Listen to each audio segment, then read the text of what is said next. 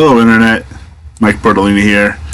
I'm going to play Alone Against the Frost by Chaosium for Call of Cthulhu 7th edition.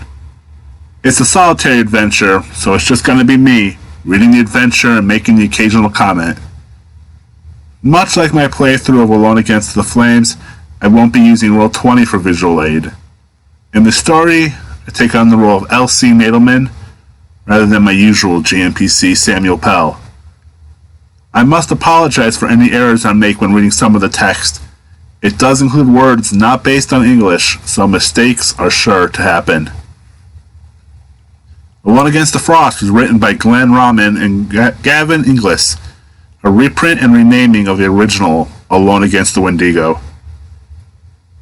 Again, this is a solo adventure for the Call of Cthulhu game. It's a horror story set in the 1920s where you are both the main character and keeper, and your choices determine the outcome. Although most such adventures are played with your friends, this one is just for you. So just settle in a comfortable chair on this cool winter's night. You, Dr. L.C. Nadelman, have long been fascinated by the prehistory of North America, particularly the big woods of the North. The Canadian wilderness remains as unexplored as the Amazon basin, and hunters, trappers, and gold seekers tell hair-raising stories of the peoples in the area. Of course, they also tell tales of terrifying demons and other exotic fantasies. The time is right to bring a rigorous academic perspective to the big woods. The truth hidden there is doubtless more fascinating than any traveler's yarn. For over a year you have petitioned your department to finance a summer exploratory trip into Canada's Northwest Territories. Now, at last, your funding has been approved and you make your preparations to leave at the end of the spring semester. Many of your graduate students are eager to go, but you can only take 3. You've chosen to explore the valley of the North Hanana. In the local dialect, Hanana means the river of magic powers. Yarn spinners have worked overtime in the legends of the North. It is said to be haunted by invisible presences and bloodthirsty headhunters. A part of the valley, where part of your prospectus was found beheaded, is still known as Headsman's Glen. Your small expedition takes the train into north-central Canada and then boards a chartered launch to Great Slave Lake and down the Mackenzie to Fort Macdonald, where an outpost of the Royal Canadian Mounted Police represents the sole power of civilization amidst many thousands of square miles of mountains, lakes, taiga, and swamp. Fort Macdonald is the trading post for trappers and natives. The best route into the valley of the North Hanana is upstream by canoe, following the west branch of the Mackenzie, to the mouth of the tributary you seek. A single bark canoe of excellent make has been reserved for you, as well as all the basic gear that your summer trip requires. Officials tell you that guides are reluctant to venture into the North Hanana, and local peoples have always shunned the region, and most of the white men who dared to trespass upon the river of magic power never returned. Still, you locate a tough professional guide named Charlie Foxtail. She narrows her eyes upon hearing of your destination, but is persuaded by the high wages you are offering. Finally, all is set to go.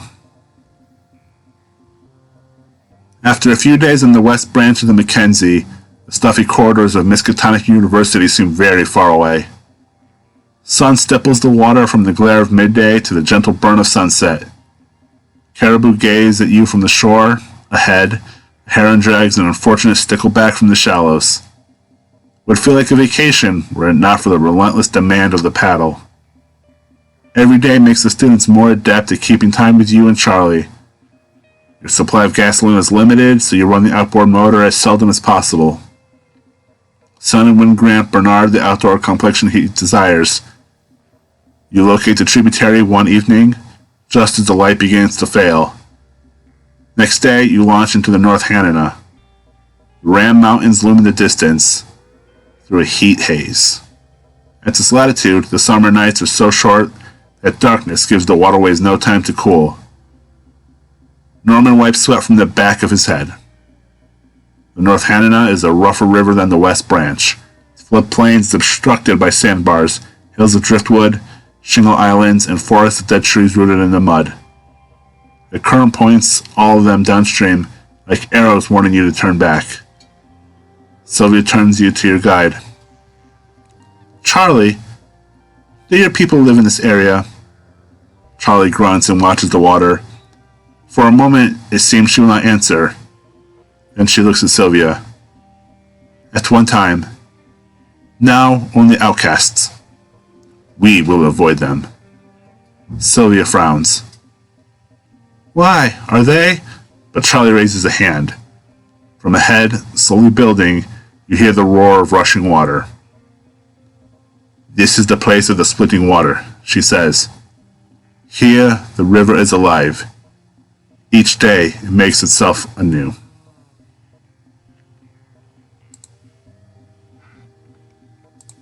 I must make a luck roll, my first roll of the scenario.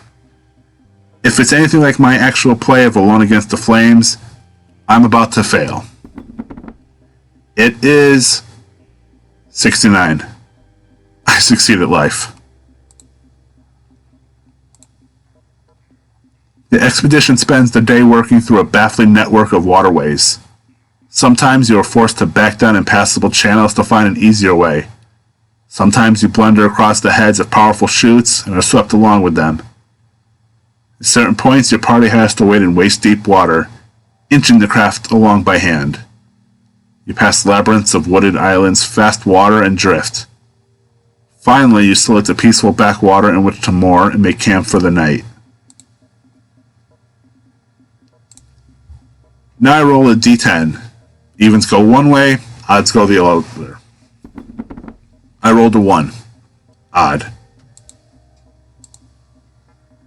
Your first night along the North Hanana passes without mishap. You must now decide whether to press on hard to penetrate the deep into the region, or set a more leisurely pace, exploring as you go. I must decide if I press on harder or keep my pace. But since I have no reason to rush, my pace has been pretty leisurely up to this point, I'll take my time.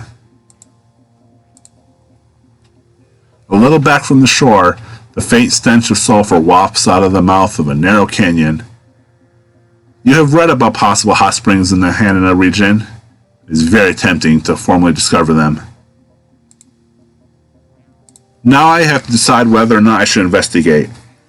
I say investigate. I'm an explorer, so why wouldn't I be interested? You tie the canoe to the bank and lead your party up the canyon. Warm stream runs along its floor, and the rocks along the edges are heavily caked with precipitated minerals of white, gray, and yellow hues. The farther you advance between its narrow banks, the more desolate the scene. The vegetation struggles in youth and goes to an earthly death. Gray dust coats the brittle sticks of strangled saplings. You kneel over a stone furrowed with yellow and white crystals and scrape a sample of the deposit into a small glass vial with your hunting knife. You suppose that they are nothing remarkable, though this is not your area of expertise. Finally, you snap a few photos of the scene with your box camera. As a writer, I love this description. It really gives a sense of foreboding. My mind, the one that knows this is a Call of Cthulhu scenario, says turn back. But the character is an explorer and has no qualms about going forward.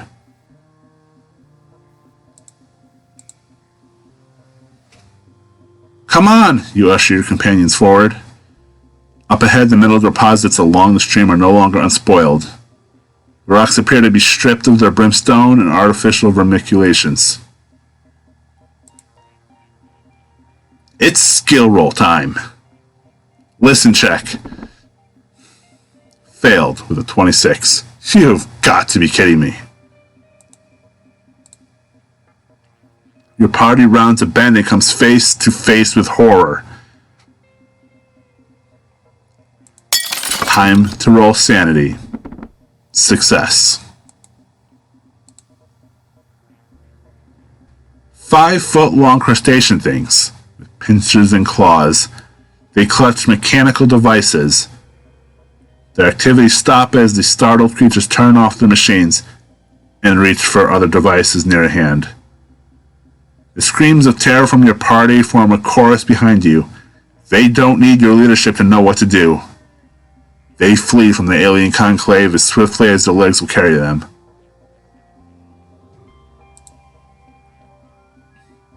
I get 2 points of Cthulhu Mythos for this encounter.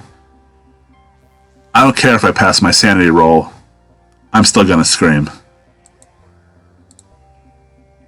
A streak of cold stabs past you, leaving a frosty mist in the air like a flashlight beaming through the fog. Even the near miss leaves a rime of frost needles on your chest and hair.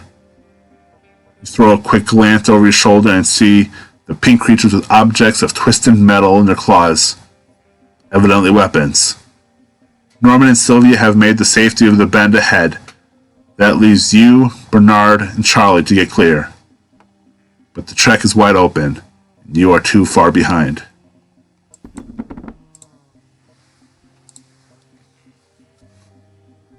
I roll dodge and fail. You run right into a blast of cosmic cold. You collapse to the ground, too stiff to shiver. In the position where you lie, you see the many-legged creatures with their weird weapons scuttling like giant spiders from the bush. Then darkness. A faint light bathes your closed eyelids. You hear garbled sounds. Your whole body seems prickled with discomfort.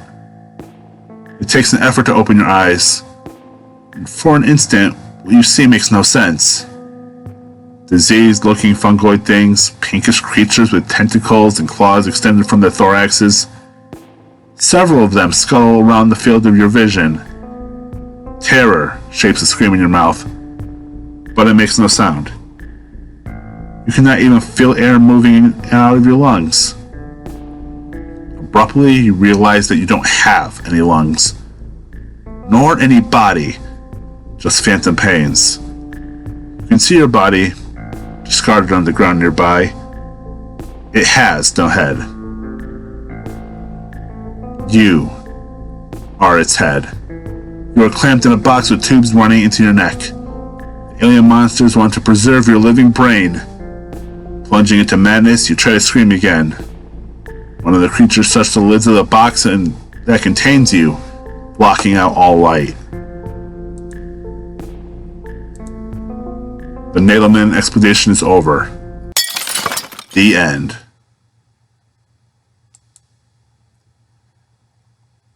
That was rough. Time to try again. After a few days at the West Branch of the Mackenzie, the stuffy quarters of Miskatonic University seem very far away. Sun stipples the water from the glare of the midday to the gentle burn of sunset. Caribou gaze at you from the shore. Ahead, a heron drags an unfortunate stickleback from the shallows. It would feel like a vacation were it not for the relentless demand of the paddle. Each day makes the students more adept at keeping time with you and Charlie. Your supply of gasoline is limited, so you run the outboard motor as seldom as possible. Sun and wind grant Bernard the outdoor complexion he desires. You locate the tributary one evening, just as the light begins to fail. Next day, you launch into the North Hanana. The Ram Mountains loom in the distance through a heat haze. At this latitude, the summer nights are so short that darkness gives the waterways no time to cool. Norman wipes sweat from the back of his head. The North Hanana is a rougher river than the West Branch.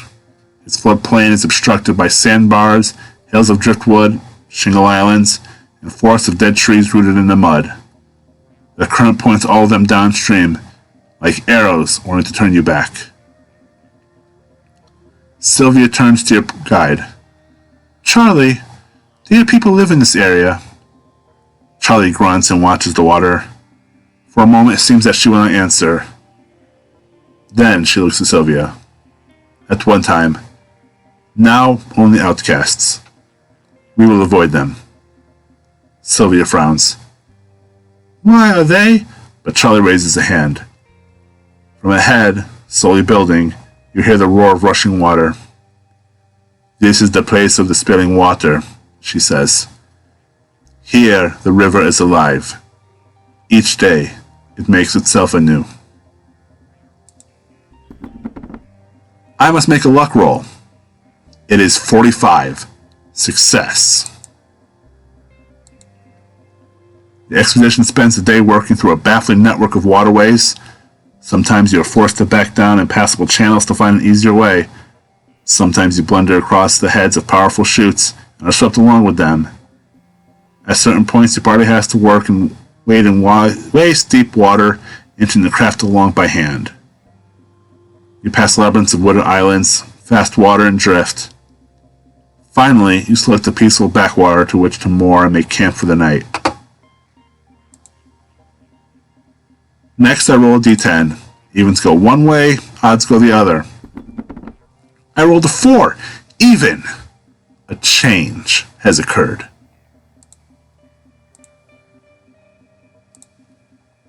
You take first watch that night. While the others sleep after an exhausting day, the brief darkness is disturbed by the splash of beavers in the stream, the thrilling of insects, and the hoot of a great gray owl. Time to roll listen again. I failed worse this time, rolling 47. You hear nothing to disturb your watch. At midnight, you yawn and cross a tiny circle of firelight to where Bernard Epstein sleeps, whispering to wake him up. When the city makes no sound, you probe the shadows with the toe of your boot. You feel only sandy soil beneath the empty blankets. Concerned, you repeat Bernard's name, louder. The other members of your party scramble out of their bedrolls, blatantly and asking questions. Be silent, barks Charlie. She takes a brand from the campfire and holds it aloft, passing it over the ground surrounding Bernard's blankets. She pauses. The brand trembles in her brown, leathery fist. Even your amateur eyes can spot the marks impressed into the earth. You ask Charlie if they are the tracks of a raccoon. Not the raccoon, the guide whispers in an odd tone. She says no more. Can you convince her to open up? Persuade. That's different. I rolled 95. My persuasion skills suck. I know nothing. Nothing, Carly bellows, deeply agitated. You calm her with some difficulty. When she subsides, you turn to Norman and ask him to arrange a search for Bernard. You glance back at the sullen Charlie. You could really use her woodcraft skills, but can you depend on her? Psychology. It seems I'm getting to use more skills this time around. No matter. I fail with a 71. No, shouts the distraught Charlie. You do not understand. We must leave this valley at once. It is madness to say. I must decide whether or not to keep going. Elsie is still an explorer at heart, so it's time to keep going, even though a reasonable player might turn back. Elsie leads the search for the missing student. After a fruitless search through the twilight brush, you and your students return to camp to find that the canoe has disappeared. Charlie is gone and she has taken some of the supplies. The students exchange a look. You struggle to hide your own dismay. You must be strong for their sake. You realize how ill-prepared you were for the menaces of the North Hanana. Your only hope is to escape it as soon as possible. You and the two students travel over trackless woods on short rations. From day to day, the air cools as the short summer declines into the rugged subarctic autumn. I need to decide where to go. Since I'm provided with the option of the river, the ridge, the woodland, or deeper into the forest, I'm going to roll to decide. I rolled a 3, so I'm going to go into the woodland. You range across a birch-shaded brook with Norman and Sylvia, spearfishing. Something twangs into the papery bark behind your head. You glance at it and see that it's a dart of some kind. Immediately, a shrill series of whoops rings from the foliage. You're under attack by people. People only 3 feet tall. You shout a warning to your companions and push them ahead of you.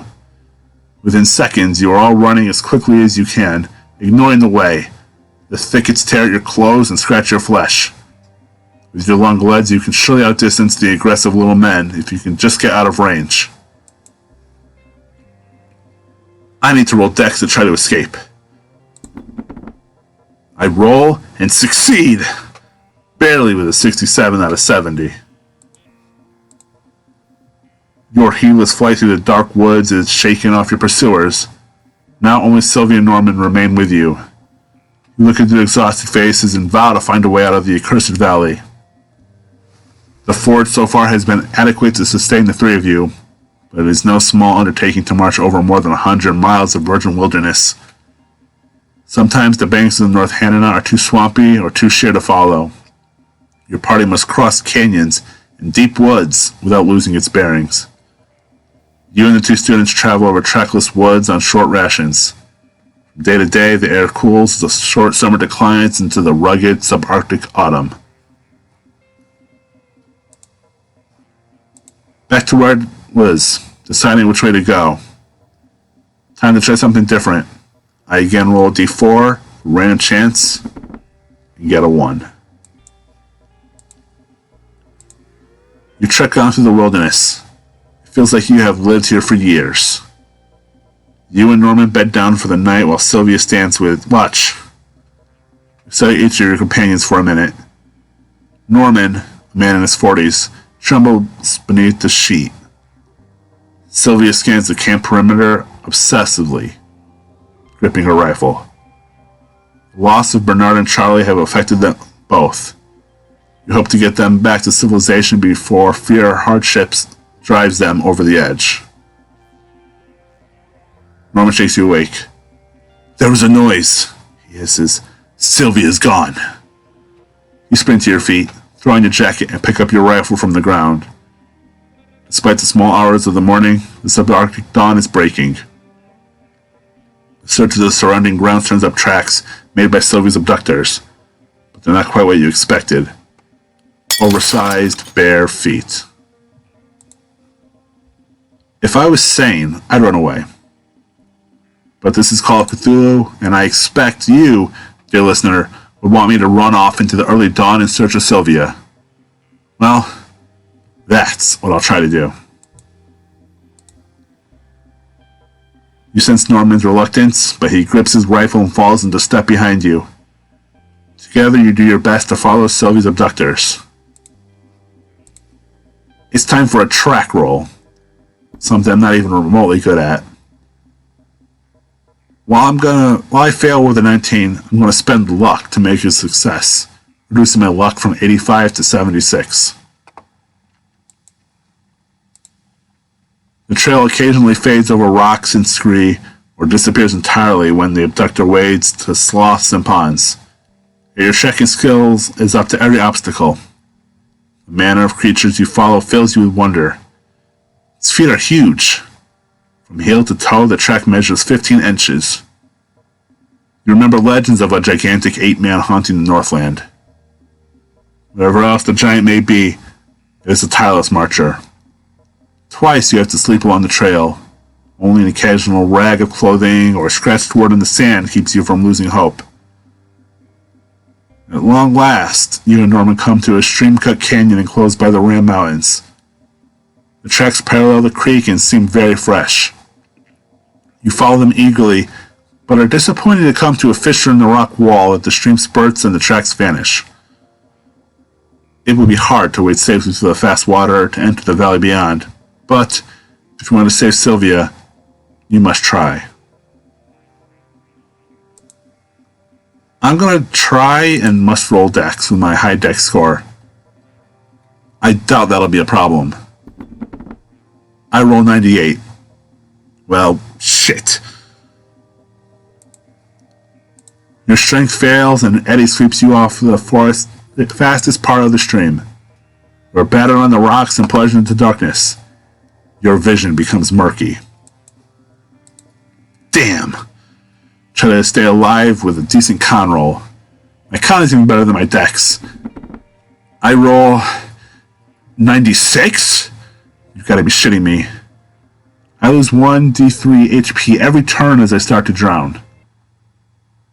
I only end up losing 1 HP before I'm able to recover from drowning and start to swim, rolling 52. Well above the 20 I have. I managed to hold my breath with a rolled 20, but I can't get my head above water, so I have to make a combined con and swim roll. I die if either fails. Con is a success. Swim is a failure, and I don't have enough luck to survive this. The end. That was fun. I intend to make more solo Call of Cthulhu actual play videos in the coming months, so subscribe and click the bell icon to stay up to date with all my posts on YouTube, including Call of Cthulhu and video game playthroughs. Leave a comment below to let me know what you think. If you like this content and want to see me do more, you can support this channel by making a purchase on DriveThruRPG or by donating to me on Ko-fi. Links in the description. Thanks for watching, and have a great day.